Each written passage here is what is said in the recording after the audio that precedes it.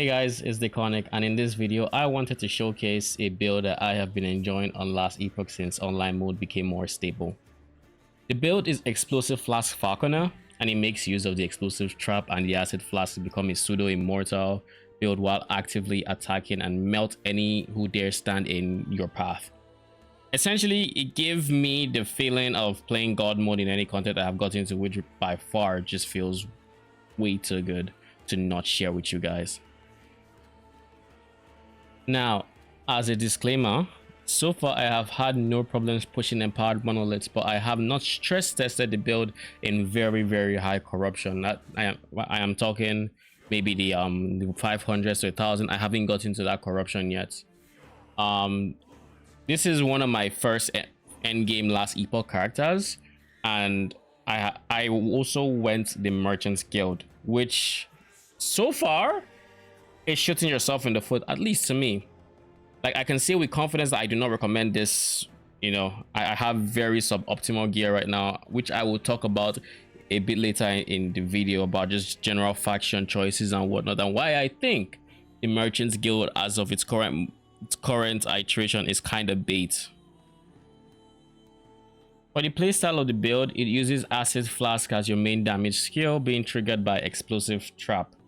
You'll also be using Shuriken for armor and mana regen, but in the later stages of the game and the build, you should have enough mana sustain to not need to use Shuriken, other than when you just want that extra bit of armor, which we get from using Shuriken. As there's an armor node that we'll talk about later. As for defensive layering, we use a lot of Dusk Shroud, which we get from Explosive Trap and that would give us very high dodge rating, as well as also giving us 100% glancing blow chance, which, if you don't know what glancing blow does, it reduces the hit damage you receive by 35%. We also use Frailty to reduce the damage done by enemies by 18%. It's 6% per stacks up to 3 times. We get up to max resist. Let me just show my resist right now. Max resist. Reduce damage from crits. We're shooting for 100%, but you can also replace this reduced damage, bonus damage from crit stats, with crit avoidance. But keep in mind that if you go crit avoidance, you have to get to 100%, otherwise you will get the random unlucky roll and then you get crits, and that could kill you. So you really, I personally prefer going for reduced damage from bonus crits, but it's preference. It's easier to get 100% crit avoidance than 100% reduced damage, but you can get away with like 80% reduced damage from crits and still be fine. 90%, like, shoot for as high as you can get, but you can get away with less than 100% for reduced damage, but not for crit avoidance. So keep that in mind. We are also going to be using Slow and Chill to slow enemies' attacks and movements, because this is also an extra defensive layer that's going to help you survive a bit better and just dodge skill shots better, you know, or at least telegraphed attacks. Deconic from the future here with a couple of updates on the build since I posted, or since I recorded the rest of the video about a week ago. First things first, let's get on the defenses. I have since switched or leaned more away from what's it called, max res, and you still need resistances, but we just don't need capped res, because I found myself over capping in many situations, and that's very inefficient. So instead of capping our reses, we are now more leaning towards endurance, specifically getting to 60% endurance. We don't really care about endurance threshold, but endurance is big, because if we can prevent ourselves from dying or getting one shot, then our leech has the time to kick in and get us up, like, back to full.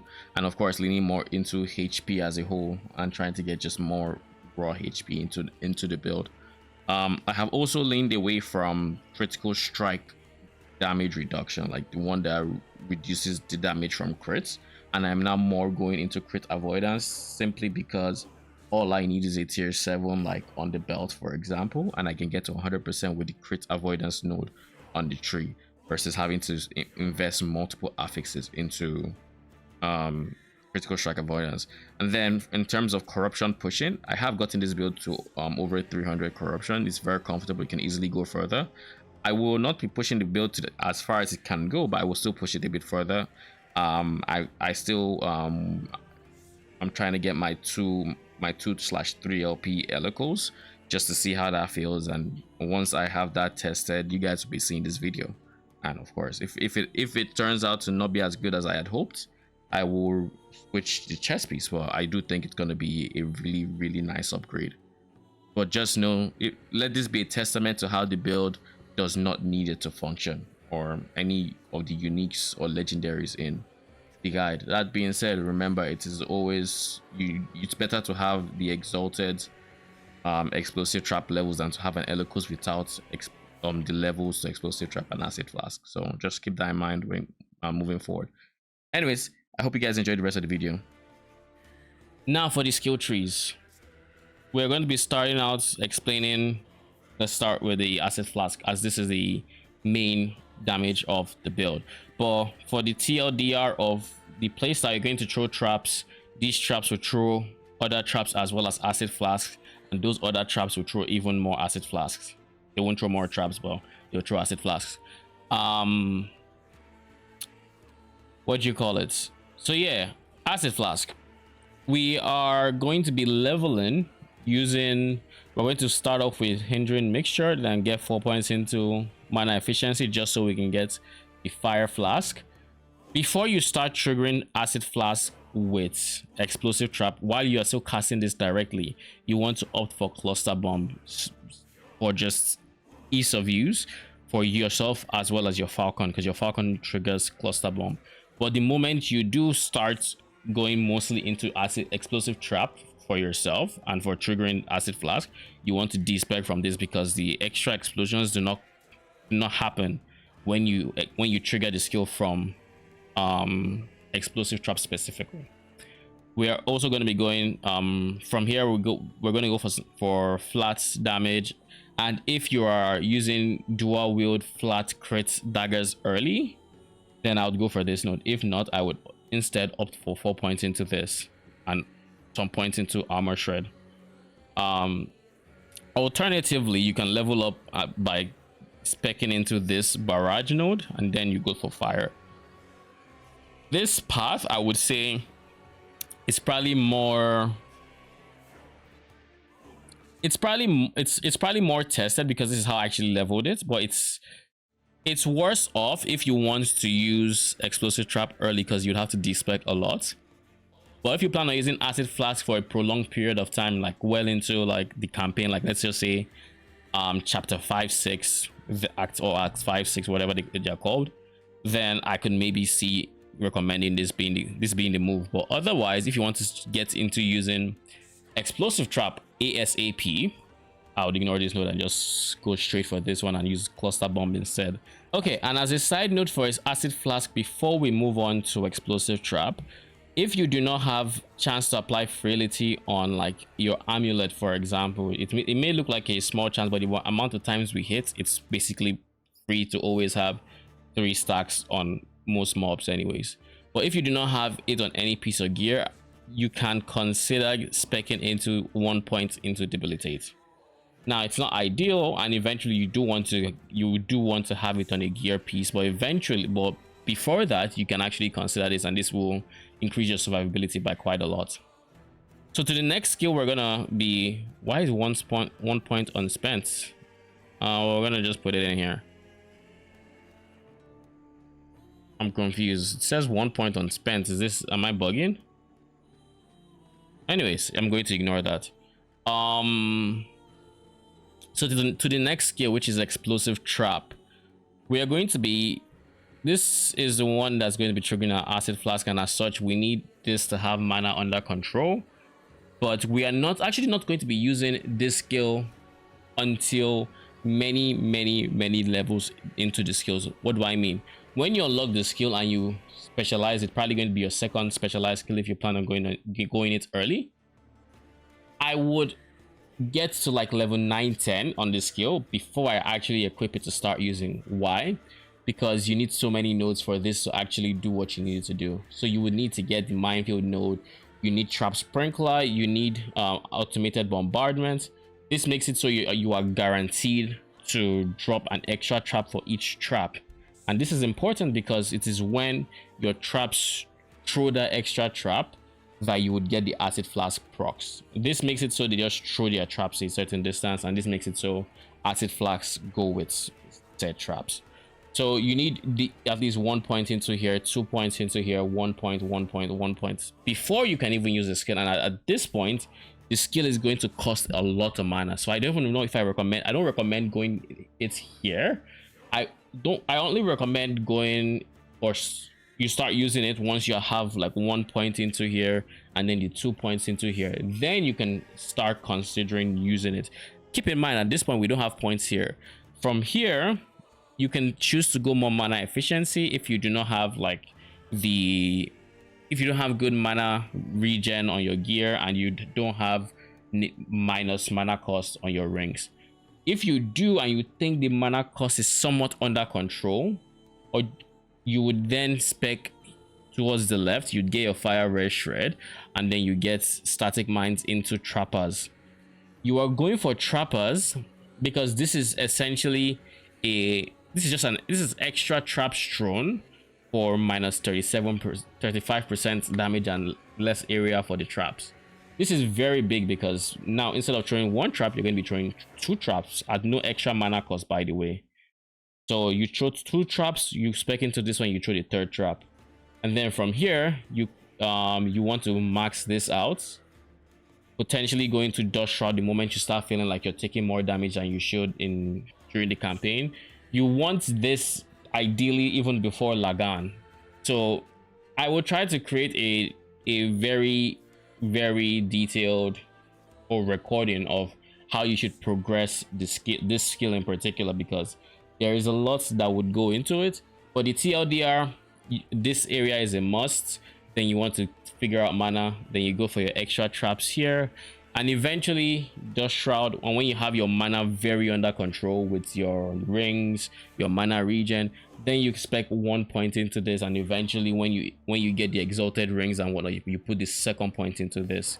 But just know this node that gives more traps, while it is nice, the mana cost is noticeable. You will feel it.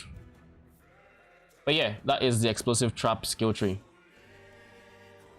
Now that we're done with the bulk of the main nuance skills, we're going to try to speed run the other skills that are less important but still help, which include like falconry.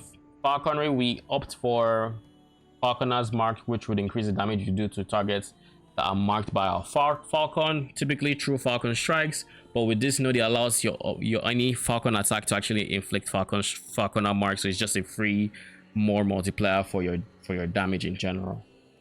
This is the first node you're going to be going. Toxic airdrop. It allows your falcon drop flasks rather. So your falcon will drop acid flasks, and this gives it charges. So it has four extra charges, so you can throw 5 flasks before and hopefully your cooldown is going, so then before it has to use other attacks. Now before you switch to explosive trap, this is while you are still using acid flask directly, you should spend points into this, get up to 100%, just 4 points. The reason is when you then use an acid flask, it gives your falcon a charge to then throw an acid flask of your own of its own, rather, at a reduced mana cost, I think. Yeah, at 75% mana cost. So and it uses your skill tree, to be clear, it uses your stats, so it's essentially an extra acid flask for a fraction of the mana cost. But essentially it makes it so you do not just have to throw every single acid flask or wait for the cooldowns before your falcon does it again. For every 1 acid flask you would throw, you would get an extra 1 for 75% price without you actually even having to aim or anything. So this is a very good node when you are using it directly. The moment you switch to triggering with explosive trap, you want to remove all the points from here and just leave the charges. You don't need 4 points into this early on. As you get your bonus levels into falconry, you can put more points, but I personally leave this at 3 while I spec into other areas. This is a stackable buff that allows your falcon to inherit more of your flat base damage. Essentially your flat added throwing damage gets added to your Falcon and it stacks whenever you consume Falcon as mark. So from here, if you are up to 40 dexterity, you want to get here. But if not, which you probably won't be for a while, you don't need to rush this. You want this buff instead. You want this call, so you want to work towards getting the call. You're coming down here just to get Falcon crit. You don't need this node until later, but this does increase your Falcon damage a decent bit, just so you have just slightly more bonus damage. But this nodes, I would say, are more important than this one. So I'll just come straight down from here, get these ones. You have your 2 points into here. When you have your point into here, everything else looks good. You opt for this one and you're good. Next skill, aerial assault. This is your main mobility skill. This is the skill you're going to be using to traverse the world. You want to start out here. You want to gain your mana regen, just so it's basically, once you have this, the skill never technically costs you mana, because it costs mana but then you regen even more, so it's essentially free. You want to get some cooldown recovery, maybe 2 points should be fine early on, and then you want to get your aerial prowess. So 2 points into here, aerial prowess, then you get your torrents of talon and terror wings, which just gives you bonus damage to your explosive traps whenever you use your aerial prowess, or aerial assault rather. From here, you want to max out your cooldowns. You want to put some more missing health recovery. You can add caltrops just for slow. These points are very optional, and you can instead opt for this node that allow you to get a shadow whenever your Falcon your aerial assault kills an enemy. And why you might want to use shadows includes they will throw traps. They only use one skill and then they disappear, but when they are up, they will throw traps. They can throw this skill for you, the skill you use, in this case explosive traps. So you throw, let's say, 4 traps, they will throw an extra 4 traps, and that, because it crosses the max trap limit, would trigger everything, you know, the acid flask throwing, the trap throwing, everything. So it's a pretty good node, but you would need the actual aerial assault hits to kill to get this. So that's why I'm not putting it in the default, and instead I'm going for utility, but it is an option I want to be known. Then there's Shuriken. Shuriken, you want to beeline to blade shield and have it increase your armor. With this, the reason you want this is it's just bonus armor, and this is going to be a skill that once you have -3 to throwing cost, it's free, so it would then regen you mana based on your passive tree. Anyways, you want to get this, then you just want to get equal points into these two, which increases pierce and duration. And once those are done, you get physical shred, and then just max out your attack speed. And with that, we're done with the skill section. That's all the trees. That's all you need to know about all the skills. Do let me know if you guys enjoy the amount of detail I put into this section, or if you would like less detail, more detailed, as your preferences may be. This is my first last epoch video, or last epoch build video, or so I am very flexible on how much information to put. Now I'm going to briefly touch on the passive tree. I'm not going to go too in depth, but I'm just going to give a brief TLDR of what you want to do early on, or what I would do early on leveling this. Firstly, I only shoot for 20 levels into the rogue tree, just so I can start speccing into Falconer and unlock all the good Falconer nodes. You know, the explosive trap, for example, aerial assault takes 35 levels into Falconer, so you're gonna have to be here for a while, you know. So basically, I would go for max into this early on, and the important nodes would be dual wielding.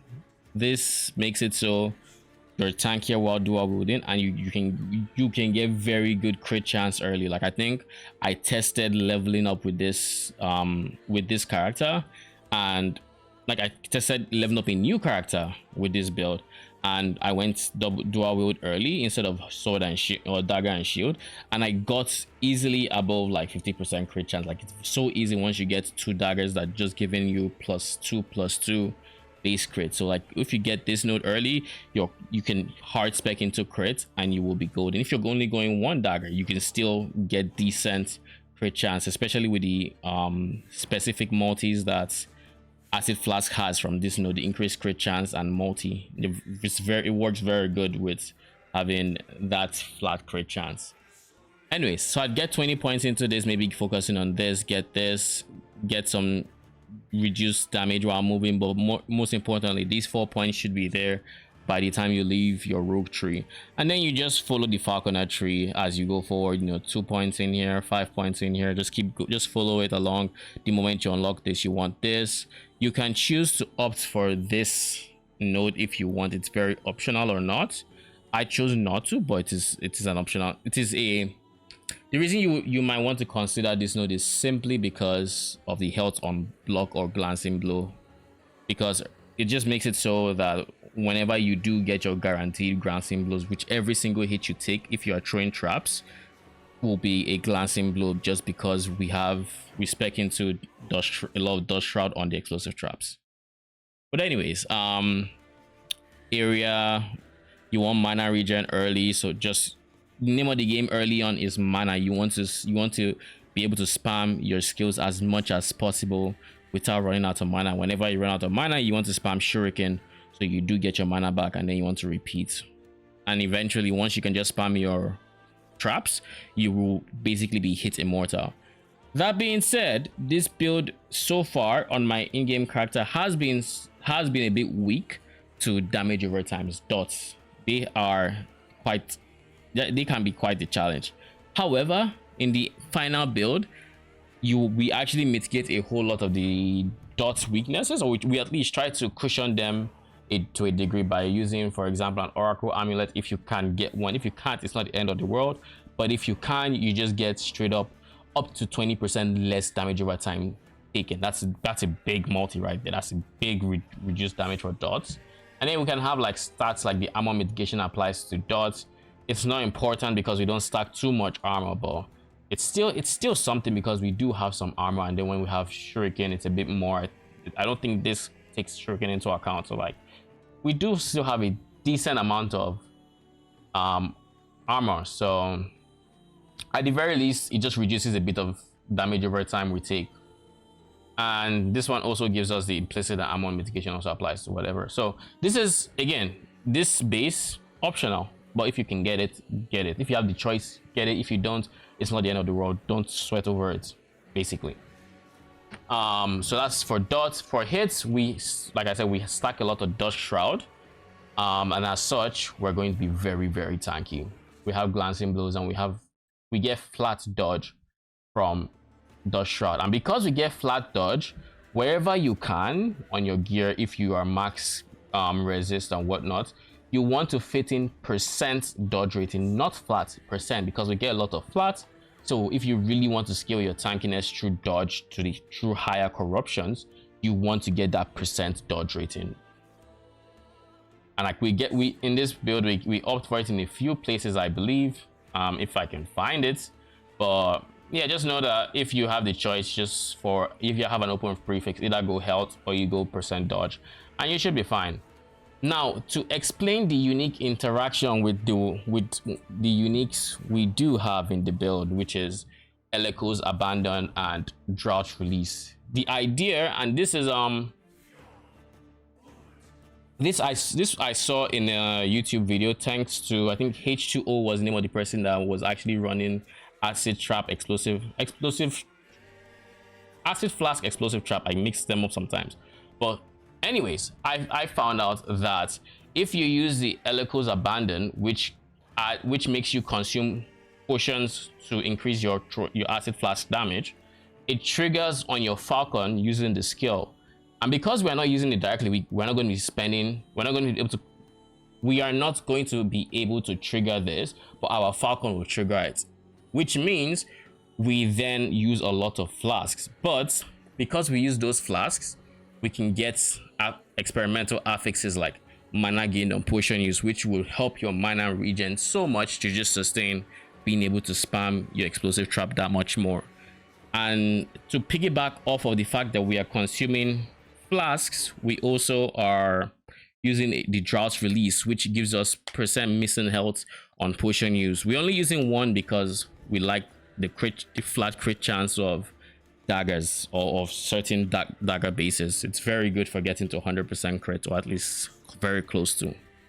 So we opt for one. This one we just go crit strike, chance, and multi as the 2 LP stats of choice.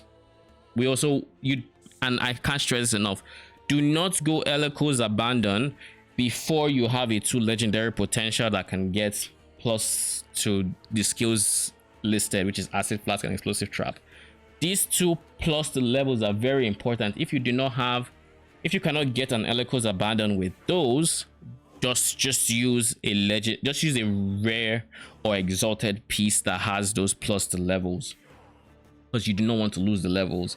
And then when you do get a version with the plus to level of acid skill and explosive traps, then you can switch it. So now on the topic of faction, there are multiple reasons I don't recommend going Merchants Guild like I did, but the biggest one I would have to say is, in the clips of the gameplay or of the build, you will notice I still have, like, I will still run out of mana if I spam my traps enough. And the reason being, I do not have exalted rings. I am still using -3 to throw in attack mana cost. Why is this? Because you do not actually get to buy exalted gear until tier 7, exalted non-weapons until tier 7, and that is a very, very long grind. Like, you will notice I am still at tier 5 now. Granted, I'm about to be tier 6 with him, and with the amount of favor I have, maybe I get to halfway through to tier 7, but I am still not there, and I am level 89 pushing on 90. This is big because this means you essentially do not get anything in the way of like exalted strength without buying it at tier 7, and you don't get tier 7 for a long while. So like you essentially gimp your character by going Merchants Guild, just because you do not have the, like, if you look at Circle of Fortune, you have increased just straight up more items dropping for you. You have exalted affix chances where affixes are more likely to be exalted. You have monolith echo rewards where you just have a chance to double the rewards. Like, all these would essentially give you way more exalted items, and as such you would be more likely to find your exalted the exalted affixes that are needed much sooner than you would in Merchants Guild. So don't shoot yourself in the foot like me. Don't go Merchants Guild, go Circle of Fortune. And I haven't even touched on the fact that I still can't buy a 2 legendary potential Elocos because that is locked behind rank 8 of the Merchants Guild. That is insane, rank 8. So to get the 2 LP, I would need to get to rank 8, buy the 2 LP, and then buy the exalted item I need to do that, and then make it. Now granted, when I do get to rank 8, I'm basically guaranteed it, because I should be able to just buy as many Elocos as I want, if I have the favor to match, of course, and as many of the exalted items, and just keep trying. But I would wager if I went Circle of Fortune, I would have way more tries by rank 8. I would have had way more tries just on stuff I have grinded myself than Merchants Guild. And this is, of course, ignoring the atrocious UI that you would have to deal with when using the Merchants Guild. So take it from me, take this advice, please. Do not, and I repeat, do not go Merchants Guild. It is in its current state, as of I guess patch 1.0 is, I think, is what we're on. It is bait. Do not go Merchants Guild, go Circle of Fortune. And if eventually they address the issues that are plaguing Merchants Guild, maybe it would be just as competitive of an option to go. But for now, just don't do it. Don't do it. Yeah, and with all that being said, I hope you enjoyed the video. Do let me know if you have comments on things I could try with the build, maybe possible upgrades, possible things that I maybe uniques I don't know that could lead to different interesting interactions, anything really. Or just if you try the build, let me know how it feels. I have had a lot of fun playing this, and I hope you guys have just as much fun as I have. That being said, thank you for watching, and I'll see you in the next video.